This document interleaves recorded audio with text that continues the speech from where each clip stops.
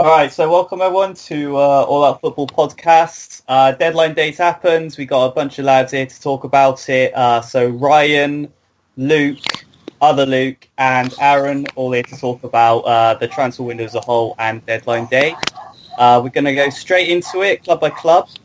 So our first team, boys, and it's been a big one, is Arsenal. Lots of big signings for them. Obviously, a very new regime. What are we saying? Good or bad from their front? Yes, I think with Arsenal they have addressed some problem areas. So obviously they've needed a goalkeeper. Petr Cech has been getting less and less reliable as the years have gone by, and Leno is a good keeper. Maybe not the elite level we've seen coming in, but he'll do a solid job for Arsenal. And other areas like Torreira and defensive midfield is a position they've needed strengthening for the best part of a decade. So that's a good deal. He's had a very good World Cup. But I mean, Lichtsteiner at right back as well. At 34 years old is questionable, but he's a very good player. You see how that works in the energy of the defence. Obviously, it's been a problem for Arsenal. Would you say now that there's more depth to them? There's been a lot of questions in recent years. They've had injury problems. They've struggled to fill up their backup places. Do you think this is a step in the right direction for a lot of competitions for them now? They can rely on the greater depth of players. Defensively, I'd say so, yeah. But attack, it's not gotten any stronger. Obviously, the quality of player they have, Ozil, Aubameyang, Lacazette, and Mkhitaryan, it's quite high. Yeah. But there's not a lot of depth there. Obviously, they've lost Sanchez, they've lost Chamberlain, lost Walcott. They've not really brought in any reinforcements. And they sold Lucas Perez. Obviously, they're not going to use Joel Campbell. So if you get an injury to Lacazette, Aubameyang, Ozil, Mkhitaryan, or Iwobi or something, they don't have a lot of backup. And I think they do have some talented youngsters, but whether they can compete at the level Arsenal want to compete at is unknown. I think to play devil's advocate a bit, so like last season I wouldn't say it's an attack that really let them down. I think Koscielny and Mustafi, I think they're really vulnerable at the back.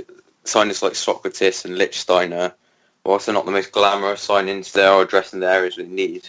Admittedly, they could have some problem up front with squad depth, but I think that wouldn't have been the priority. I think the priority this summer would have been just getting square pegs and square holes and just addressing the areas which they're lacking, like defence last season. They've done that in recruiting Leno. They've done that in recruiting Lichtsteiner and Sokratis. So I think, although they probably could have done more, I think Arsenal fans would take this window as a successful one. Yeah, you said a lot of those names who've left Arsenal, and are you still surprised that some of them are actually still there? Players like Ospina and Welbeck, for example. Are you surprised they haven't sold more? I think Ospina's going to Besiktas in this window, because they're four keepers now. But a guy like Danny Welbeck, I'm not really sure why Arsenal are keeping him around. He's hardly ever fit, and he's shown time and time again his quality is really, really poor. It's a bit. They've got a problem that a few teams in the Premier League have. They're struggling to clear out the dead wood of their squad, and eventually it'll come back to bite you because these players are on high wages.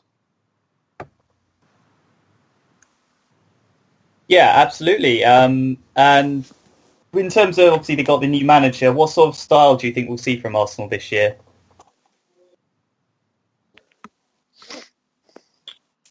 It's difficult to say, isn't it? Because for years they were famed for the style of play under Wenger, but in the last couple of years that went to pot a little bit because it was much harder for them.